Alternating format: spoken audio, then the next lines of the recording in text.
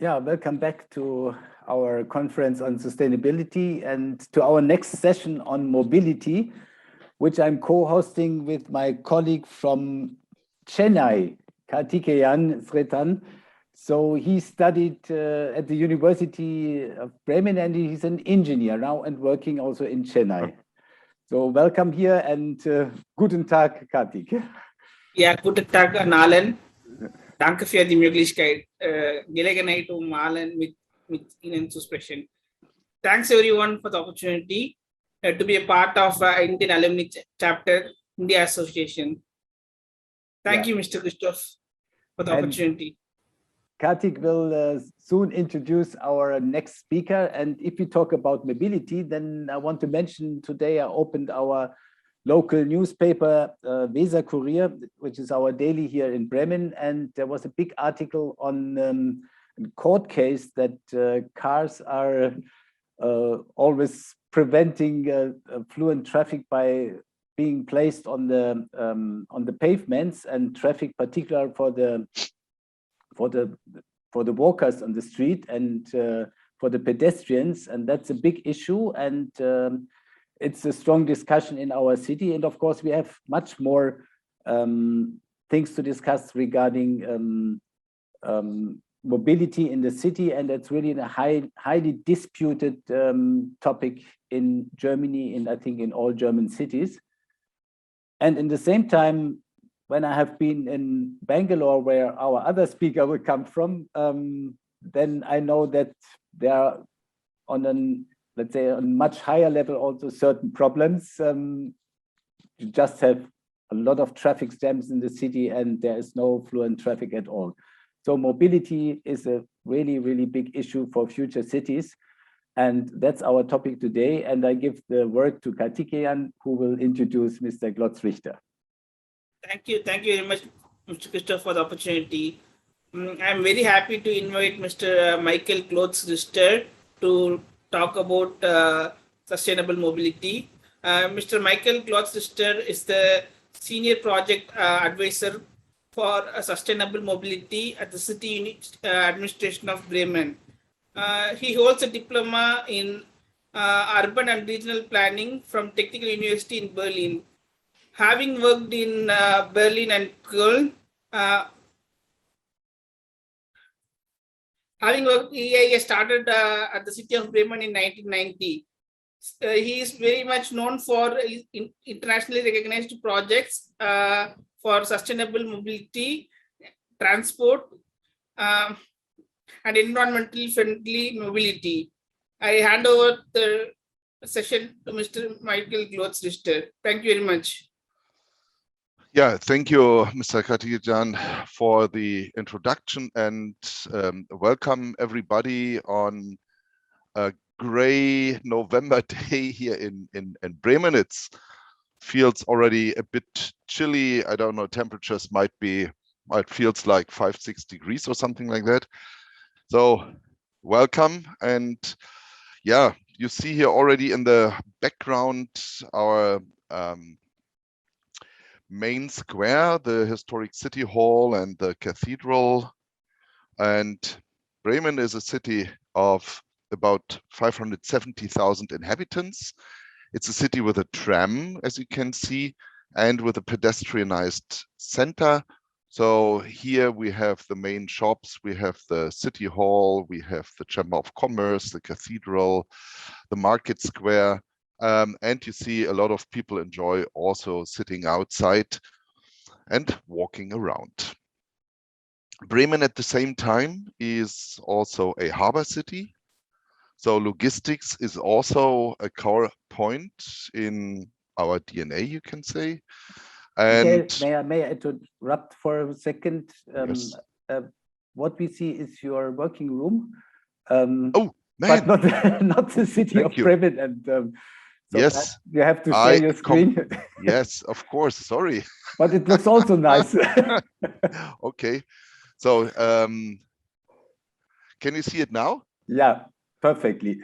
Yes, sorry for that. It completely, I was so fascinated by the introduction that I forgot to share the screen. So again, Now, what you really see, should see, is the city hall and the cathedral. You see public transport, a lot of people enjoying public space, and the only thing that you don't see here are cars, and it's very much about space.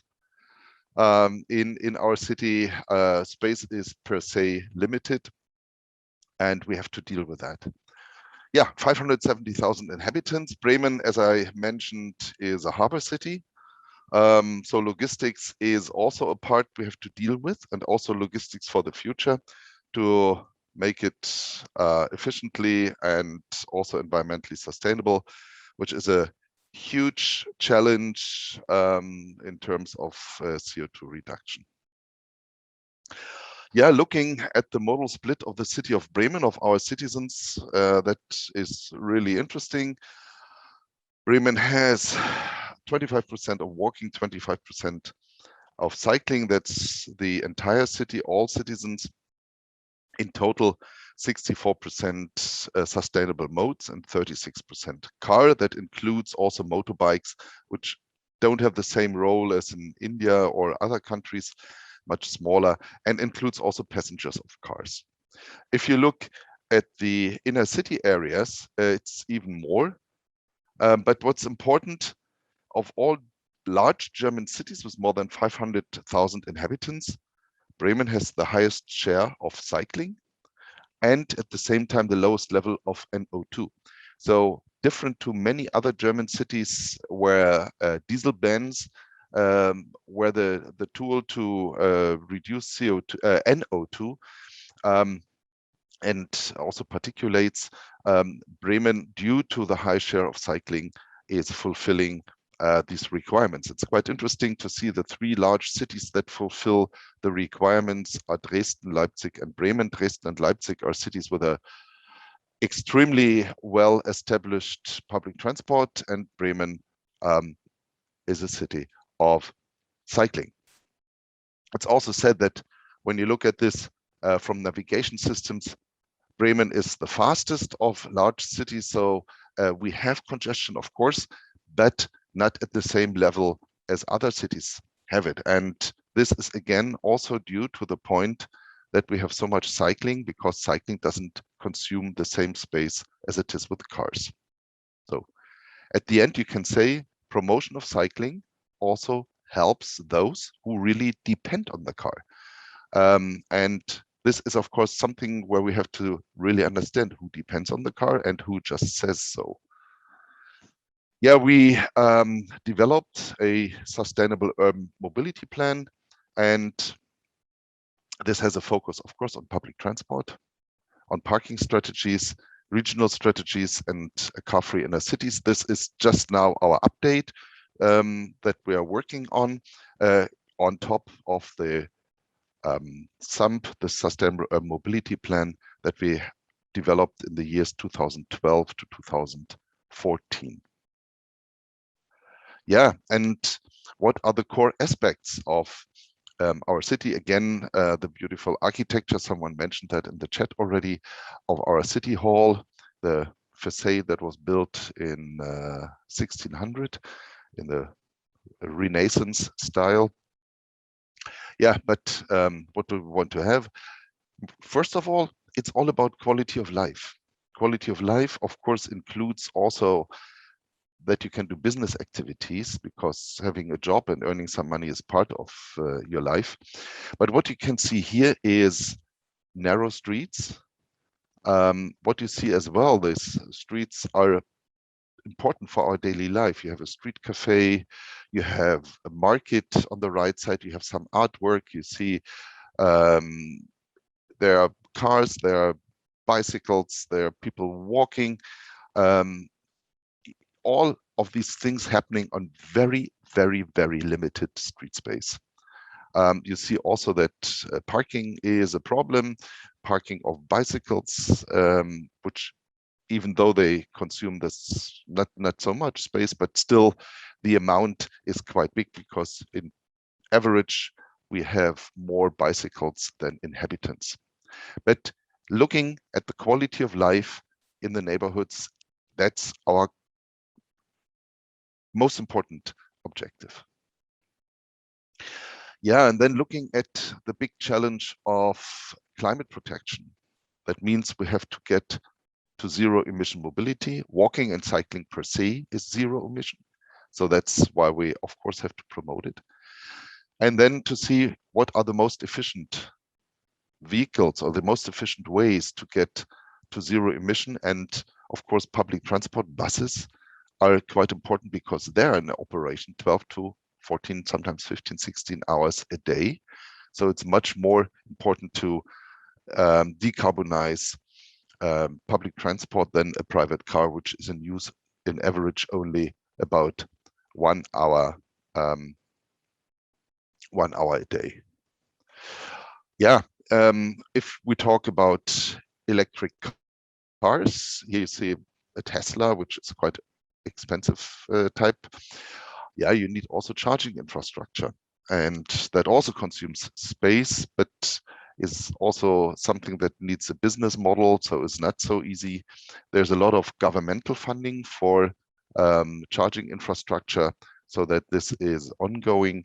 The objective in Germany is to have a share of almost 30% in the fleet and by the year 2030 of electric cars. That means a huge increase, and also going down, of course, at the same time with the cars that are burning gasoline or diesel.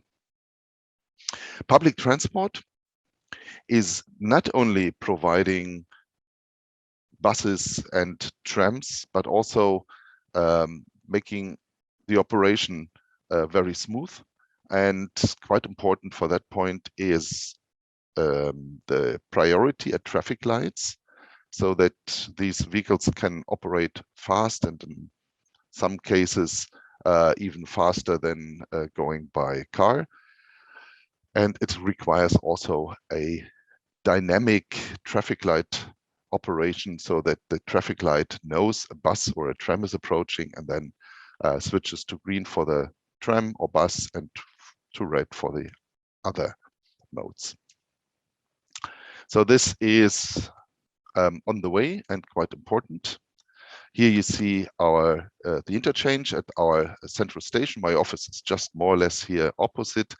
And what you can see here, about more than 100,000 people change here between the various modes every day.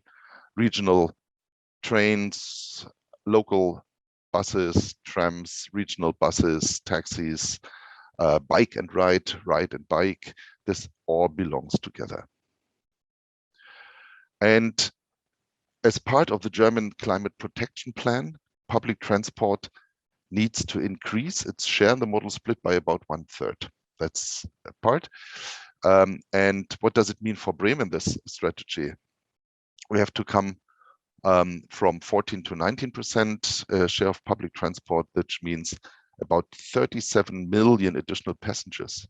That also means we need more buses, we need more trams, we need more drivers, we need larger depots, everything that's around it, on top with the electrification. The good thing is a tram is here with about 130 years of electric, 130 years of experience in electric public transport or electric transport. So how can we increase? The studies that were carried out show that the highest potential is by improving the quality of public transport. And here we see we asked the non-users, 80% can imagine to use public transport, 20% say not at all.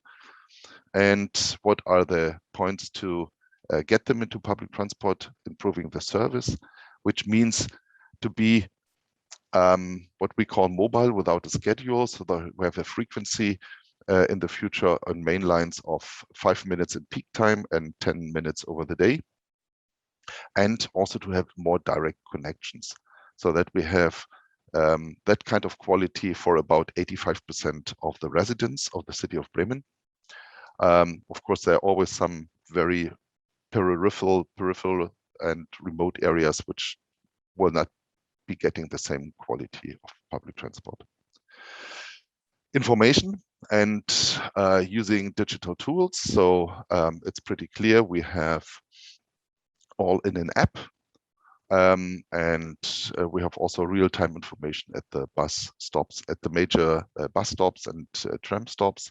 And at every stop, we have a QR code that you can use and directly get the real-time information on your mobile phone at every stop in Bremen. Then you don't need all these devices, also if you have areas where frequency is lower. Of course, people come also in from the region, and the public transport here covers not only the city of Bremen, but the wider region. There are 30 operators which all use the same ticketing and information system. So there's seamless information from door to door in real time that you can get on your mobile phone or online, and also seamless ticketing so that you can use your mobile phone as well for ticketing, and can step into a bus in Bremen and get, let's say, to Oldenburg and take a bus there, 3 different operators, but it's all covered by the same ticket. That's quite important in terms of the quality from the viewpoint of a user. Yeah, and it's on the way to get a German-wide application so that it's even easier when you're traveling between different cities. That's the area that's in the moment covered, so you can go in Lower Saxony about 200 kilometers away. Yeah, then I mentioned Bremen is a cycling city. Here you see the situation before. You see here is a small cycle path, and that's the situation right now. We have extended the sidewalk, got rid of the conflicts between cyclists and pedestrians, and converted one car lane in a bike lane. So that's what's going on, and I think this is quite important, that it's a very visible priority and good way of cycling. Here you can see it, converted lane. We have cycle priority streets, quite a network of that. In Bremen, this is, by the way, my way from home to the office. This is really nice to cycle. You have priority, cars have to stay behind you and go your pace. Yeah, traffic lights, also we are getting now also traffic lights which detects cyclists and pedestrians, so that you don't have to press a button, but are recognized by the system. And in some cases, we come even to the limits of cycling infrastructure as it's here. We have more than 10,000 cyclists here on that lane. So that's by far extending what's the normal capacity of such a lane. So we have also to do more. This is here one of the river crossings. There will be an additional bridge coming up in the future that cyclists and pedestrians can also have a shortcut in a nice way. All in all, we are on the way to develop a bicycle highway network, and it's quite important that it's in an intuitive routing, so that it's convenient and that you are guided by the infrastructure, that you don't need a tool, a device, smartphone app or something like this, simply that you know where to go. Bike parking is, of course, important. Every mobility starts at home, and if you want to promote cycling, of course, it's important that you can leave your bicycle behind overnight and it's still there next morning. And we have this kind of bicycle racks as a standard. And here you can see also that we converted car parking spots into bike parking spots. We have also a bike sharing system, and we will develop further a cargo bike sharing system, so that you have also a good bicycle option if you want to transport something, you go do grocery or similar things. So this is really part of promoting cycling. And you can see here also this sign, Fahrradzone, that means a bicycle zone. Bremen created the first German bicycle zone where an entire neighborhood became especially bicycle friendly. You can see it here. Cars are still allowed to go in, but you can go with the bicycles in either direction. You can cycle side by side and have priority over cars. And you see also that bike parking is again and again a very crucial element to promote cycling. Bike sharing also available here in Bremen. That's very convenient, especially when you're coming in from another city and want to cycle around, that you can get this electronically and use it and leave it behind then afterwards. Yeah, Bremen is also a city. Sometimes we have snow, so clearance of snow is another point. Not so frequent, just a couple of days in the year there is snow, but of course this changes a little bit also mobility patterns. And what's quite important when you're a cycle-friendly city and you still have too many cars being parked, this is car sharing. Car sharing being operated, that you can, as a customer of the system, that you can use a car without owning one. And I can tell you that works really, really well. I'm not owning a car now for, I don't know, 15 or 18 years, using car sharing when I need a car. And this is, I don't know, once, twice a month that I'm using a car. And then I have access to a fleet of cars that are located at various stations in the neighborhoods. And that works pretty well. And we had last year, it's 2021. Yeah, last year, 20,000 car sharers, and important, they replaced 6,000 cars. 80% of the car sharers in Bremen have no private car. So this is really developing as an alternative to car ownership. And this will relieve our public street space, if you recall what I said in the very beginning. Here you see the growth of car sharing. It's really exponentially growing, and that's good. We have here the numbers again. It's a fleet of 450 cars at 135 stations in Bremen. And here, that's how the stations look like, with this beautiful pillar, very visible and very easy accessible. In all the neighborhoods, you see also in the narrow streets, we provide space for the car sharing operator. It's a private operator with a certain quality that we require. They also have electric cars in the fleet. So if you want an electric car, you can have it as well. And all available and at a high number of on-street stations. Yeah, and the key point is that every car sharing car in Bremen takes 16 private cars off the road. That's what the surveys show. And that's why it's so important to promote car sharing and to extend the number of stations and to work closely between city and this car sharing operation. So if you are sharing cars, you help to share the street space. Yeah, and if you want to have the same impact by just building parking garages to get cars off the road, that would require an investment of 100 million euros if you want to accommodate 6,000 cars. Yeah, and here you see the density of the station in the inner city area. So it's and the tram network, you can see that this is really a high quality network and a core point of our strategy. And last slide is, of course, this also belongs to new developments.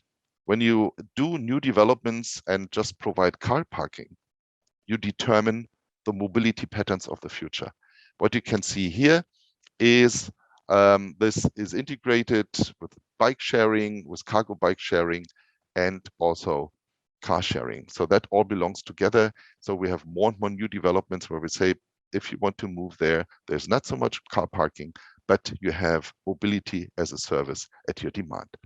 So that's my little introduction to what's going on in Bremen and why we are special. And I'm looking forward to your comments and questions. Thank you for your attention.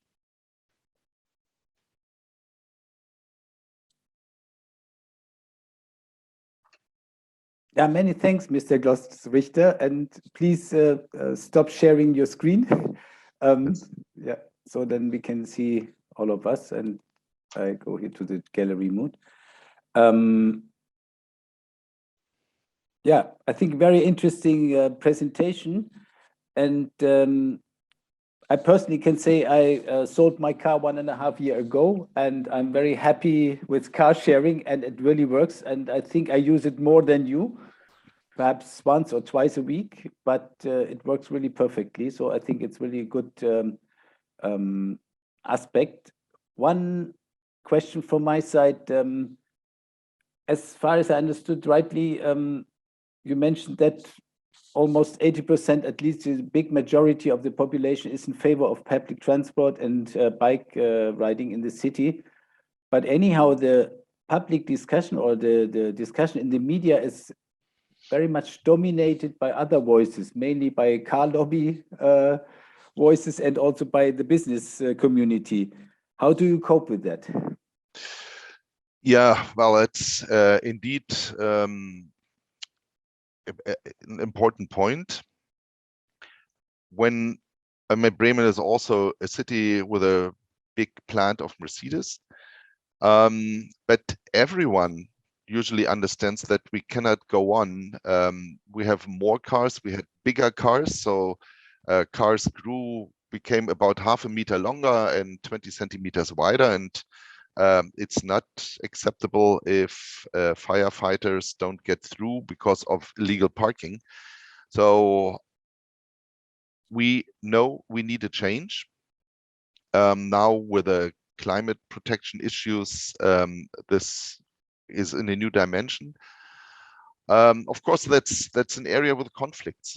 The car is not only a subject of transport, but it's quite often charged with emotions. People like it as a status symbol. They enjoy driving, kicking down the gas pedal. These are things that make our discussion not so easy, but we know that we have to do it and that we have to do these changes. And sometimes you have to sail through rough waters in the debate, and you have to stand it and not giving up, because as soon as you do anything, you will have opponents. Yeah, if you want to do more cycle paths, you will have opponents. If you want to have a tram, you will have opponents. If you want to do a highway, whatever you do will always with opponents. And there you have to be very clear, what are your principles? What are your priorities? And we have ethic priorities. We have to look at the quality of life for people with handicaps. We have to look at vulnerable people, children, elderly. We have to look at the environment. And these are societal principles that we have to follow and that we have to address again and again. When people say, but I want just buy, and we have those people who saying, I just want to leave my car in front of my door, whatever it takes. I'm don't pay anything on the interest of others. So we have that as well. Yeah. Thanks. We have, before we come to the next presentation, we have 3 more questions. One is, I start to read, is from Amritashis. How has the willingness to use public transport changed due to the pandemic? Yep, that was a big problem indeed, and still is. We are not yet back where we were before in terms of users of public transport. And I can see on Sreetharan, that's the central station you're standing in front of here on the photo. It looks at least like that. No, I think that's somewhere in Britain. It's somewhere in Britain. Okay, that's Scotland. Yeah, it's Scotland, but it looks a little bit like our central station. Yeah. But you mentioned a really important point. We lost in the worst phase of the pandemic 60% of our users, and we're not yet back where we were before. People are still afraid of what's going on, and some people changed to a private car. Other people are working from home and don't need to travel that frequent anymore. And in the moment, it's so hard to predict how this will develop. I mean, there are other points, forecasts from big companies that said we will reduce our office space by 40% because we will let the people work from home. Does it mean that people travel less because they're not commuting, or does it mean that people move to the countryside and travel maybe only twice a week, but then 3 times the distance? These are all contradictory tendencies that we have. Some of them I would call healthy and others I would call unhealthy. The only thing that we know, we have to get people out of cars because we don't have the space, and it's also not efficient way of traveling in terms of using other resources. So we have to continue with promoting public transport, with improving cycling infrastructure and promoting car sharing as well. Next question is from Alex Wolf. Thank you, Christoph. Thank you, Mr. Glotz-Richter. Very interesting. I have one question regarding the number you mentioned. You said roughly 30% public transport as such needs to increase in Bremen. Is that correct? It's German. It's from the CVT study for how to come to the targets for 2030. It's not only Bremen, it's a general figure. 30% plus is necessary on top of moving to electric cars and so on and so forth. Okay. And how would you judge this figure? Is this something that is doable within the next 10 years in Bremen, you think? It's doable. Of course, it's doable. And it's not doable just by offers alone. So we need carrots and sticks, as we call it, or push and pull is the engineer's term. Carrots and sticks is more what it means in general. So to make it also clear, it's part of the game, for instance, that burning fossil fuels needs to become more expensive.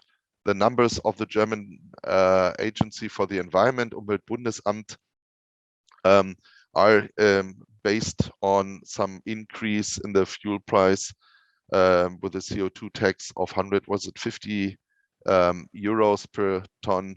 That means we are 40-50 cents more expensive with gasoline and diesel. And of course, this is probably the bigger task, bigger challenge than providing more buses and trams.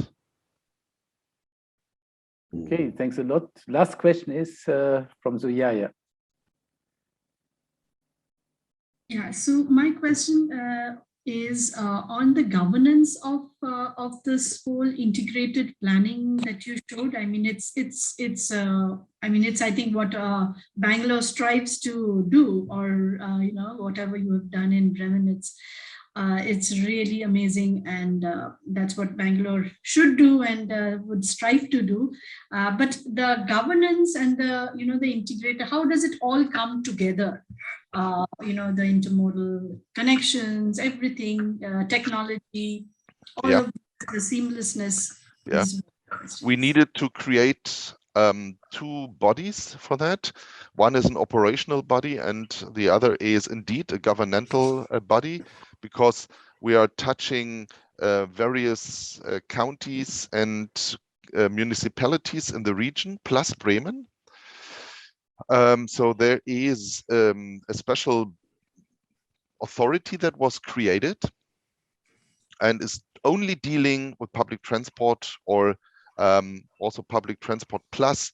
So the question how to cooperate, let's say, with bike sharing, various other sharing modes.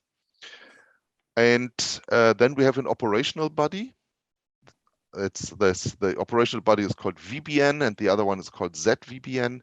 And the operational body is really to coordinate on the technical level how that all works, how the share of the revenue works, how technical standard work. For instance, I did show you the priority at traffic lights.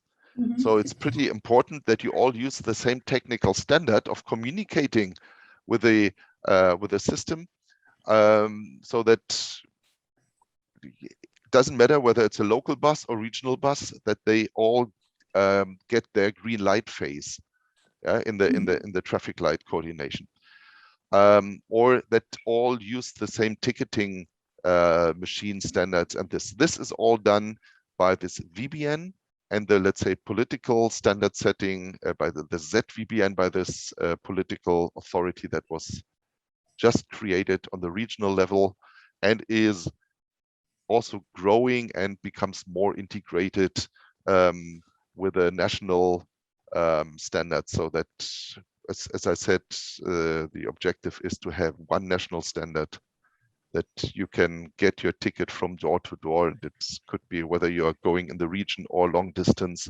that it's all included and easy, that, let's say, when you're traveling to Munich, which is very much in the south, that you don't have to understand how is public transport operated there. You just get on the tram, bus, or underground system, and you have your ticket that's straight away from home in Bremen to your friends in Munich. This is ongoing and builds then on the experience of the different regional associations that we have in Germany. Thanks a lot for the moment. I think it's already a very interesting and detailed discussion, and I'm very happy to announce now our next speaker, Sujaya Rathi.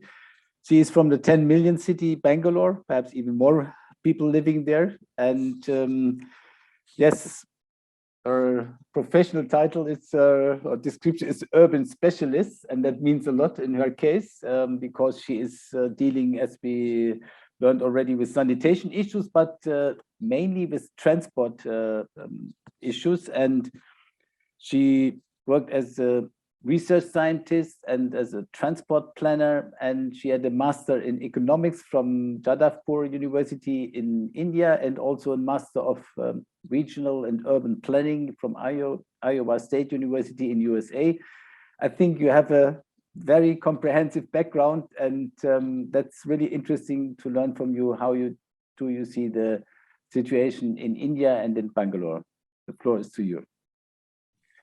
Thanks, Christoph, and thanks a lot for the opportunity here to talk about Bangalore, India, and about mobility, which is a huge challenge here. And Bangalore especially, I think we've heard about burning lakes and high congestion. I think this is their claim to fame, which is not what we want to, but other than it being the Silicon City of India. So I will just share the screen. Can you see it? Yes, it's visible, Sujaya. Okay, it's visible. Okay. It's visible. Okay, great. Okay. So but perhaps you can the full screen modus. You are now in the modus where you have your own, the next picture already. Next slide. Okay. This is fine now? No, it's fine. Perfect. Thanks a lot. Okay, great. Thanks. So this is the picture that you see here is a depiction of, the public transit routes. These are direct routes all across Bangalore. So this was done by some sort of a, data where they had let's say they represented different data from the local public transit authority and plotted it. And so you see these are direct reachable, I think, routes. So let me start with, the spatial growth of Bangalore. From the 50s, as you see here, the 50s was in the very middle of the core of the city, which was due to the big public sector undertakings, the Bharat Heavy Electrical Limited, the air authorities, and work on the very heavy industries and public sector industries that grew.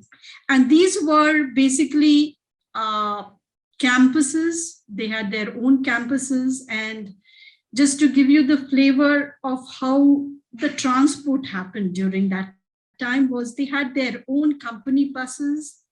And that's how, they had, it was sort of, there was not a public transit system, but it was more of a colony, I would say a campus, and they had their own bus system. It was not a city-wide bus system. Later on in the 60s, the industries and the straight-run enterprises, and that's where it's, as you see, the growth is happening towards, it's growing outwards towards the periphery, and it kept growing. And then the IT boom happened in 2000, and that's where you see this gray area where the growth is right now. And that's where it has been growing since the end of the 90s and 2000, when the IT parks, this is the IT corridor, which sort of sparked everything off here. And the growth was huge. So what I want to say here is this whole economic growth and the land use that was there in the initial years did not have a very citywide public transport system. It happened, of course, there was a system, and it grew. The Bangalore Metropolitan Transport Authority was brought in. However, the basic culture that you have of public transport was not there in the very initial years in Bangalore. If I compare it to our other bigger cities or the metropolitan cities like Calcutta or Mumbai,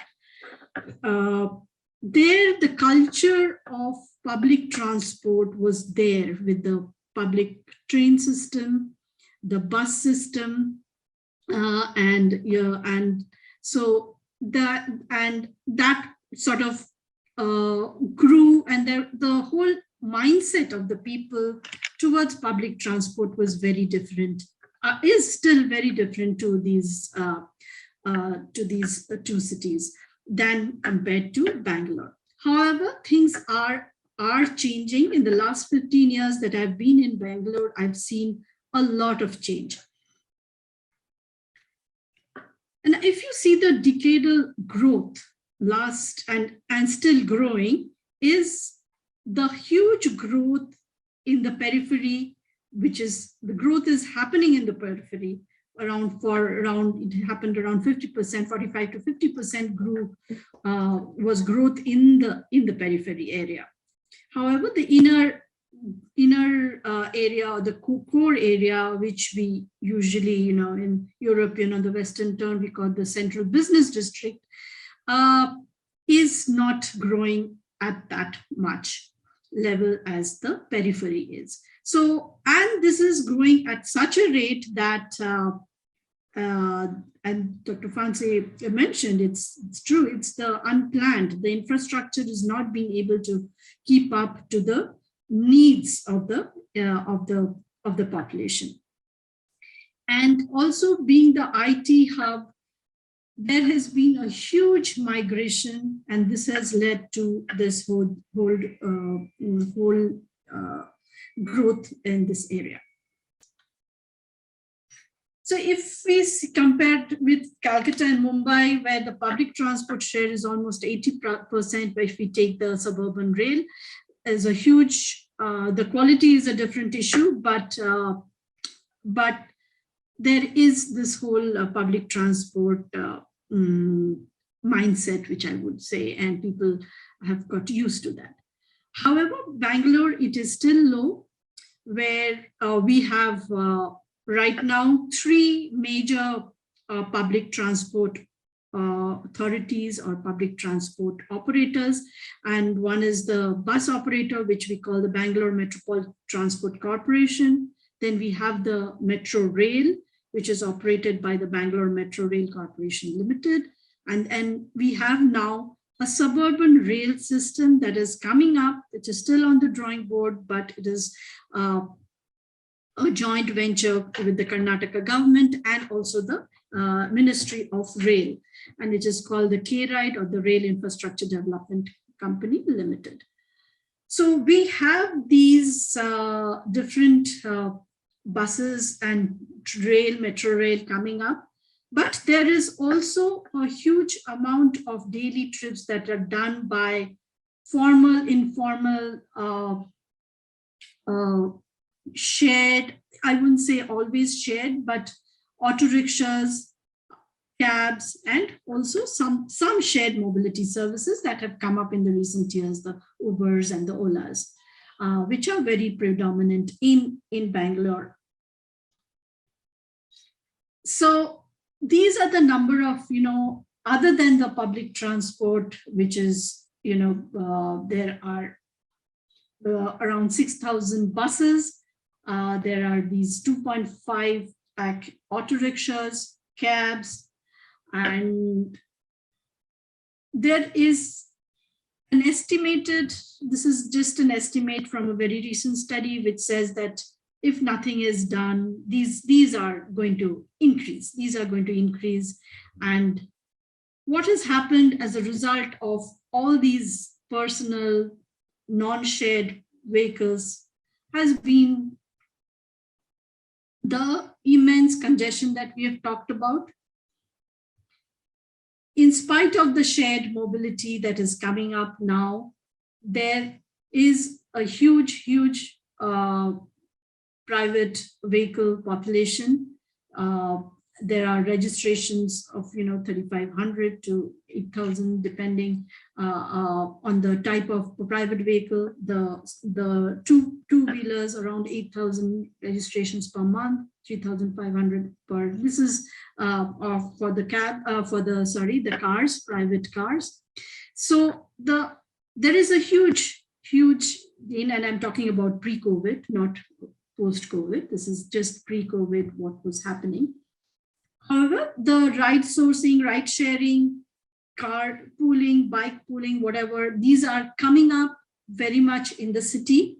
However, the state has a problem. In many cities, as I mentioned, in Calcutta, for example, there are shared auto systems, shared cabs, which ply across the city.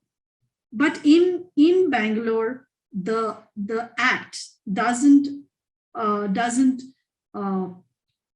allow other than public buses to have shared services, other than the app-based platforms, which has been granted where the Olas and the Ubers have shared services. But other than that, the informal ones are not allowed to carry shared. So that is one very important regulation or legislation that needs to change to enable, shared mobility seamlessly. So that's one point. And as a result, we've seen, everybody, nothing new. Bangalore ranks 6th in world on congestion, Moscow being the first, and I think Mumbai is also there in the first 5. So this is, I think, this is the state pre-COVID. I used to commute 30 kilometers one way, and there were days when I took around 4 hours to just commute. So there have been real bad days, and what the impact is on productivity, etc., on pollution, all of these. So as we see, this is unsustainable. There is a need for public transit share increase, and we need to look at interventions that can improve the public modal share, and how do we really make it our mode of choice. And this is really hard right now, given the COVID situation. So the impact of better public transport options, I think it is well documented. There is no debate about it. There is, I think, no debate about the, having a good public transport system, its impact on climate change, its impact on productivity, and very important, and especially in the case of Bangalore and Indian cities, it is the link to livelihood and other opportunities for the urban poor and the vulnerable. The great urban divide actually stems from, urban transport is one of the indicators of this multidimensional poverty, if we talk about. So their access to poor transport services is actually detrimental to their, getting to the different opportunities to the to different parts of the city and the opportunities that exist. So a good transport system will enable that, and the urban divide, it will help bridge a little bit of the urban divide. I think that is a very important aspect that needs to happen, and public transport plays a huge role in that, because whatever the public transport quality is, the urban poor relies on that, and so that determines their productivity, their access to opportunities, etc. So very important if we are talking about sustainable mobility, sustainable urban development, we have to keep the urban poor in the middle of that. I think that's very important. And then we are talking about environmental sustainability, its impact on public health, very important. That I think COVID-19 has shows that, how the air quality has improved because there were, no buses,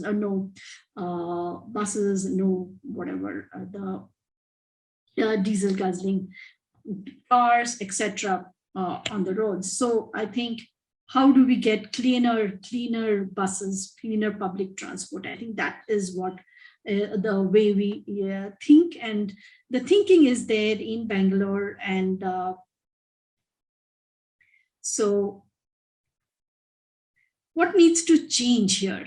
I think what we have to understand that India is still a developing country. There are aspirations as our disposable income increases. There is this whole aspiration to get a car, the status of getting a car, everybody to own a car is there. So the flip side is that the image of the public transport, because it's of its poor quality at this point of time, that it is still considered in many is as a poor man's option, something like that. However, as I can say that it has greatly changed in Bangalore for the last few years, where we have new buses as part of the national urban renewal mission, a lot of new buses, new Volvo buses, low floor buses, AC buses, even electric buses are coming in, and where the IT crowd has readily availed that and has been used for their daily commute. So the image has changed, but still there is a long way to go. And for that, the quality needs to be sustained. That is very important. And another thing that I think Rolf also mentioned, is the mobility as a service. Right now, the transport authorities here, they work as operators. They work as operators of different modes of transport. But to offer a service, mobility as a service, a door-to-door service, I think that mindset needs to come in. That is still not there. Having worked very closely with BNTC, I think they're still thinking of only routes and smaller routes, bigger routes. They're not thinking beyond how can they provide a value-added service. I think that's where it is. For that to happen, I think to be the mode of choice, what we saw in Bremen, seamless intermodal connectivity, physical connectivity, transfer stations, etc., information, ticketing, all of those that has been done in Bremen. Safe, universally accessible streets, very, very important. If you, in Bangalore, the streets are not very user-friendly. It is not user-friendly for senior citizens. It is not safe. With respect to, physically, some of them are, the quality issues are there. So those need to be worked on. Reliable service, the information that what time, what at real time information of public transport, it's still not there. Still not there. Being the IT capital, still I would say it is, we don't have a very, very good reliable app that says it all.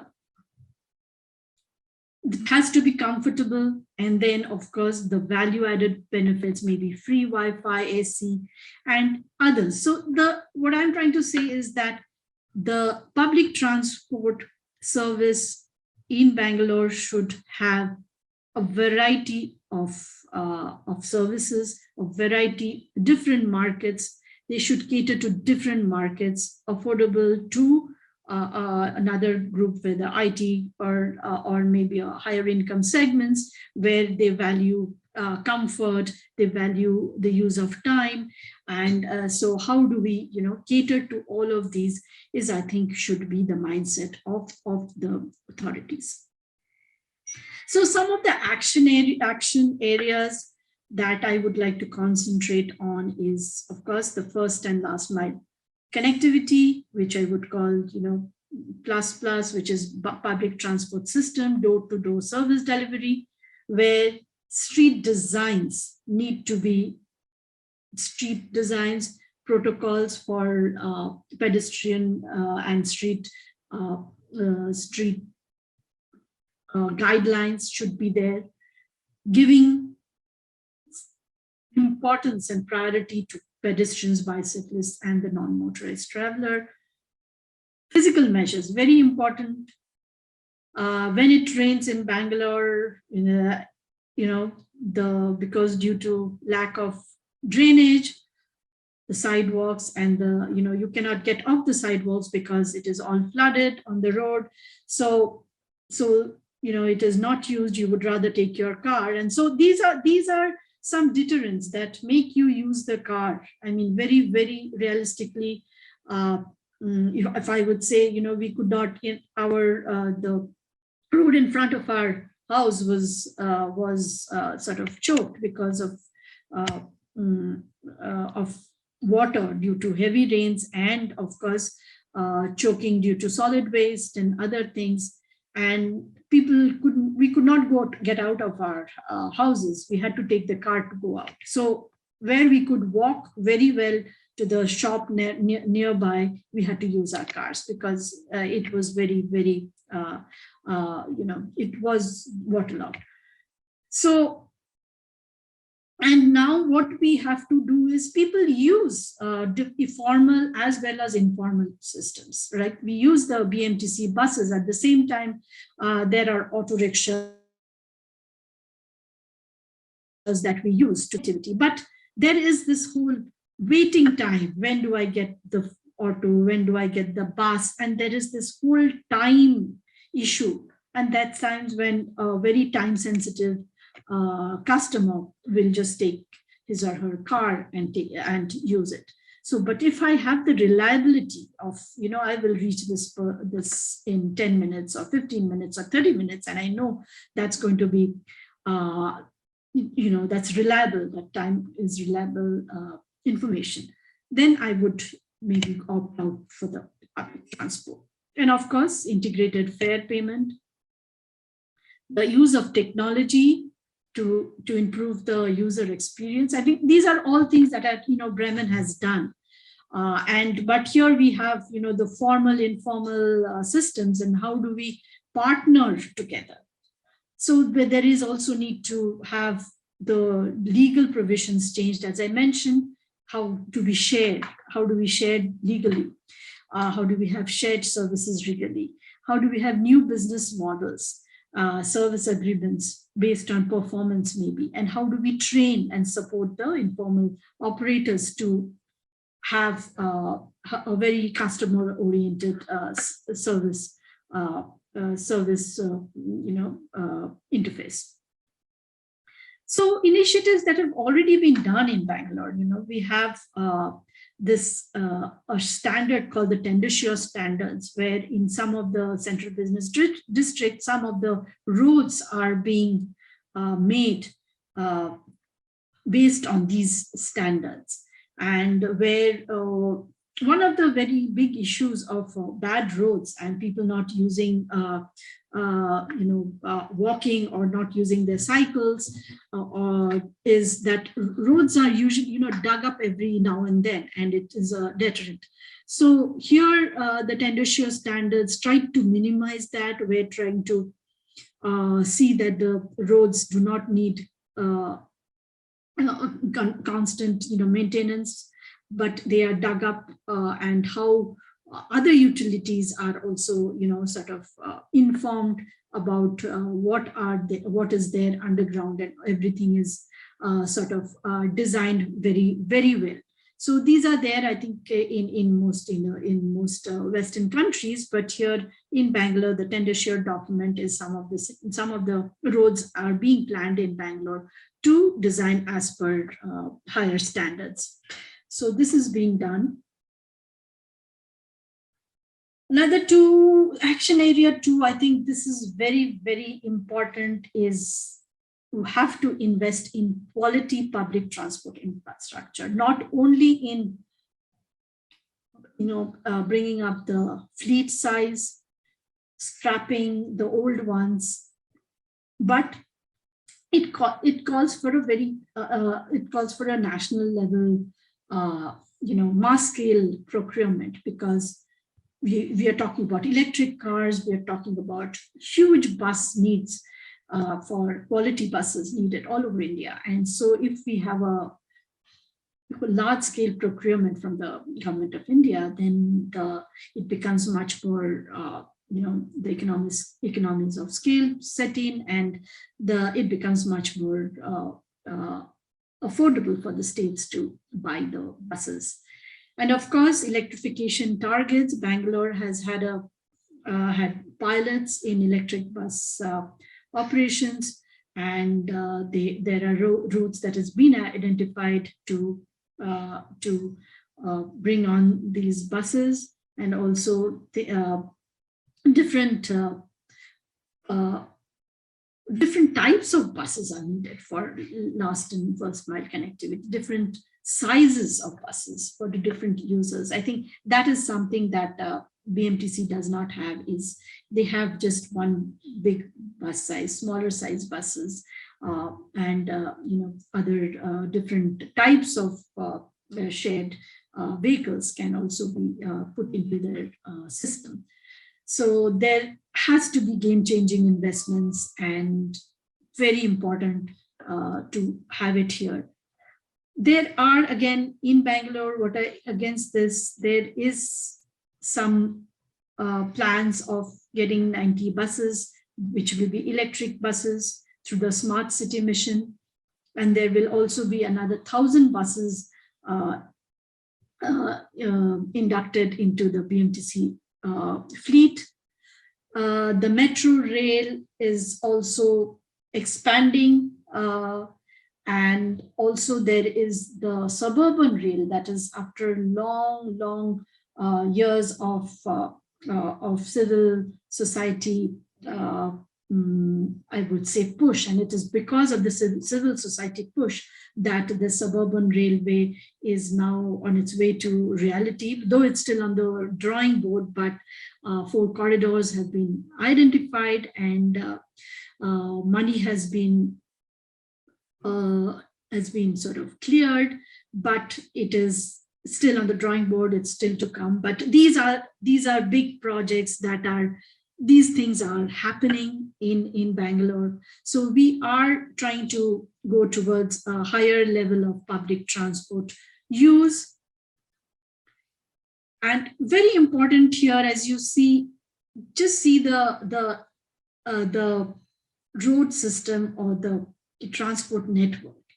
The metro system, which is right now only, I think, 1/3 of it is operational. Others is still to be planned, is in construction or still in the planning stages. So this is the area that is working, just this core area. So another thing I would like to say that, as we saw in the very first slide, that the city was growing here, but we started our metro services here.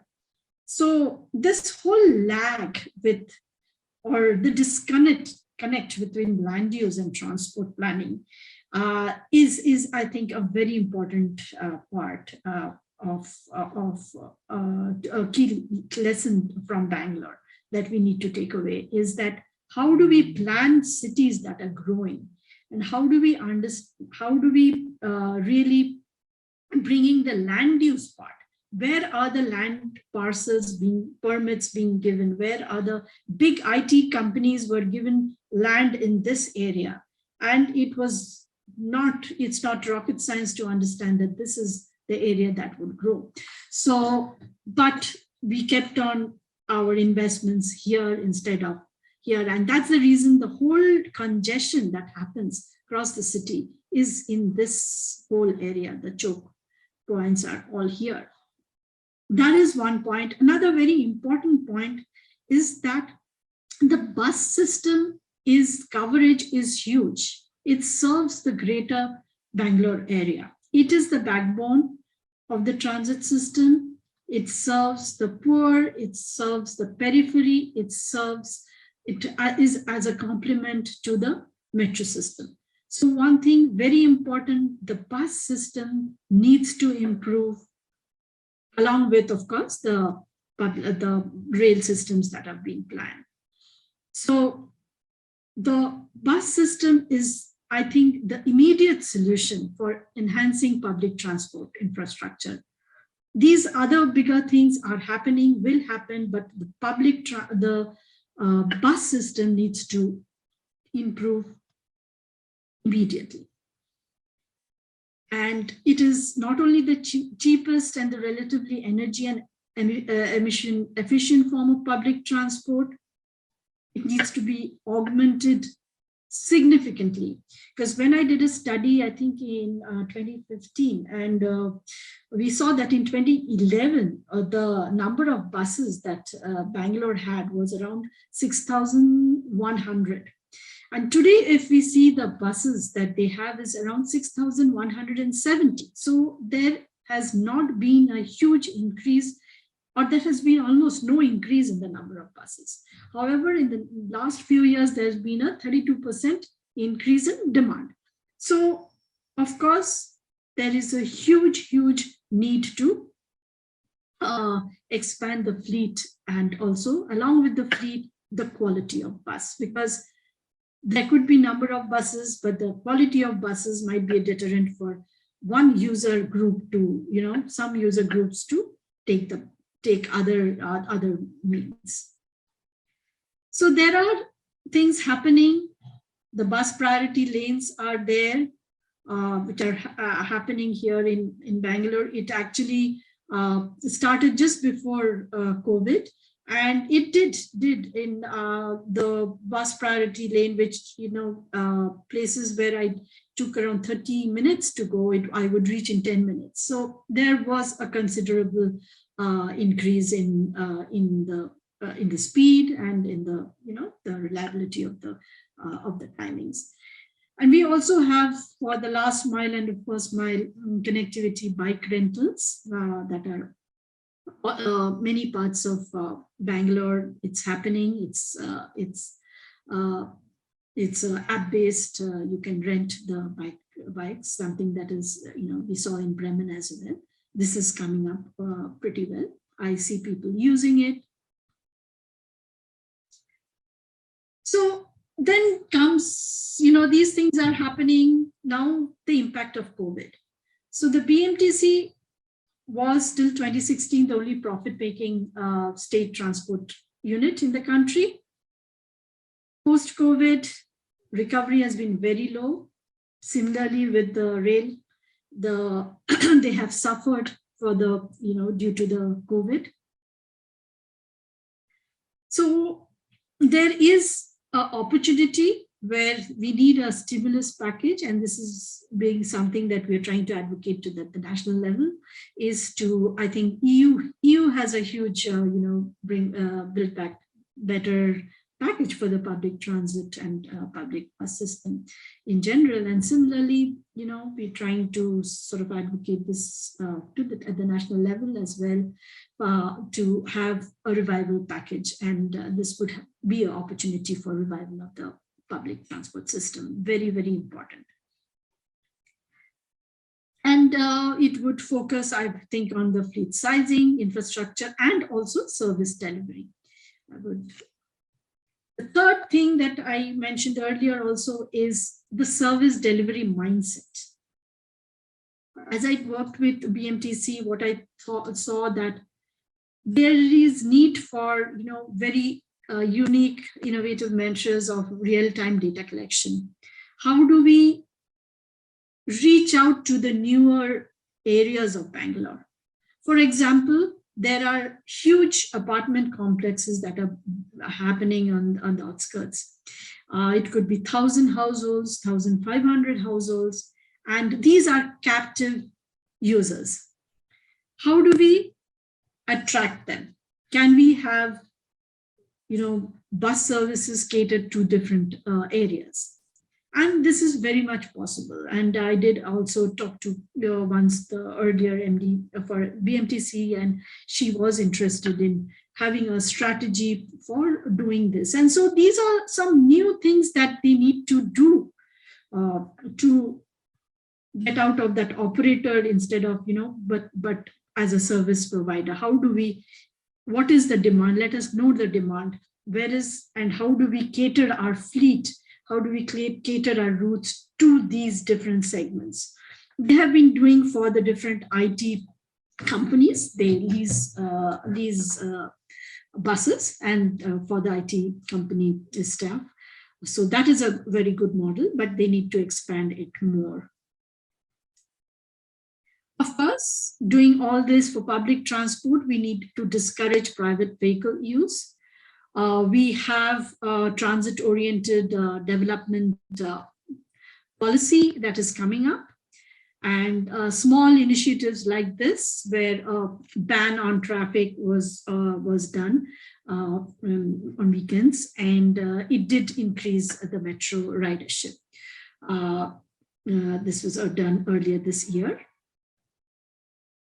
And the transit-oriented development strategy is awaiting cabinet approval, and this is one of the very important strategies to increase our uplink mode share to 70%. And very important, and I think one of the enabling conditions needed to have all the other things in place is a visionary governance and planning institutions. Very, very important. There has to be a long-term vision that has to be backed by a long-term financial commitment, regular investment plans. Also, there has to be some sort of a continual technical expertise and continuity, where Bangalore has, has the Indian Institute of Science. There are other technical agencies that can always aid them in the technical part of it. Also need a transport authority who will oversee all of this, as Bremen had a political and also an operational one. What is done in Bangalore right now, what we have is a Directorate of Urban Land Transport, which doesn't have the legal teeth right now. It was done by the executive order, which is in charge of urban transport planning, coordination, and does a lot of these research and advocacy work on cycling, on public transport. A lot of these have been done by them. But now a draft Bangalore Metropolitan Land Transport Authority bill, BMLTA bill, is now being tabled at the cabinet, where it is something that Bremen has, that it would bring in the transport integration with the different agencies. It would be the pass-through agency for all urban projects to be approved. It has to be approved by them. The funding goes through them. And so this will be the channel through which there would be a comprehensive understanding of the public transport system and the public. And this would be guided by the comprehensive mobility plan for the city. So this is very, very important for everything else to happen. So if I summarize, very important is the seamless connectivity, quality public transport infrastructure, and service delivery mindset of the current operators, managing the private vehicle use, and the United Metropolitan Transport Authority to come in place. Very, very important. So key areas that need to change is the perception of the public transit to the user and the government. So for that, we need the quality service. The public transit agencies need to focus on quality service. Planning needs to be dynamic. The city is changing very fast. Need for having dynamic data systems. How do we use technology in planning? Very important. Innovative integrated models of operation. How do we have assets and contracting procedures which are innovative, flexible, agile, so that we can constantly change or cater to the demand as needed. Last but not the least is the political will to invest in public transport as the mode of choice. Very, very important. The investment in public transport as the mode of choice, as the mode to go about having decarbonizing for climate change, etc. We've seen in our modeling that whatever strategy, whether it's electrification or very high emission standards, we can only go to a 25% reduction by 2050. But with public transport, with adding public transport to either of the two strategies that I mentioned, will take you up to 50%. Now, three together in tandem, if we do, then we can go to around 65%. So that is that ends my presentation. Any questions? Thank you very much, Sujaya. That was very comprehensive and an in-depth analysis of the situation in India and in particular in Bangalore. Yes, we have at least one first question. It's about incorporation of private business into the sustainable transport. How do you see the options for Bangalore? I think there are a lot of opportunities for private sector to come in, and private sector needs to come in, because to the size of Bangalore, the needs of Bangalore, private sector needs to come in, and I think that's very, very important that private sector join hands with the government entities for seamless connectivity. Very important. I think these new models of operation needs to come in. Very important. The private public partnership. Yes. Yeah, there are two questions. One is from Alexander Wolf. Yes, Alexander. Thank you. You mute, Alexander. Sorry, I muted you again, Alexander. Please remute. Can you hear me now? Yeah. Yeah. So all of these approaches also by Mr. Glotz-Richter, what he described for Bremen, are based on the status quo, what the amount of citizens in the city require to commute to their work for whatever reason. And it seems, but I'm not the urban planning expert, it seems for certain cities, based on the infrastructure that is existing, almost impossible to achieve. So what about looking at it from a very different side and decreasing or forcing a decrease in commuting? So what Mr. Glotz-Richter also said is that many enterprises probably scale down their offices by half because of home office. So if we decrease the amount of commuters on a daily level that really are not allowed or supposed to go to their work but work from home, this would extremely decrease the amount of people on the street.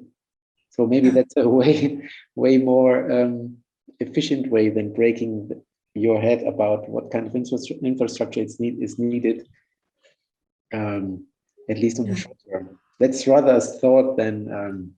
No, I think Alexander, that's a very, very, very pertinent, I think, and we've seen that, like in the IT corridor now, everybody's working from home, right? They have still not started going back as much.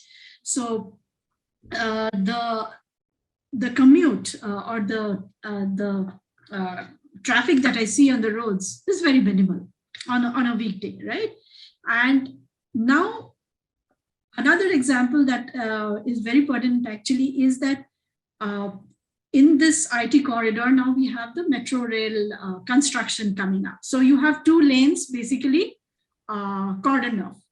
So your capacity is still low, is lower. So there was a proposal from the metro rail authorities that can we, for the next 1 year, keep this work from home going, because otherwise it's going to be huge. It's going to be chaotic here right now because you have your capacity, halved here, and then the normal commute starts. Then it's going to be disastrous. So that was a proposal from the Metro Rail Authority. However, that was turned down by the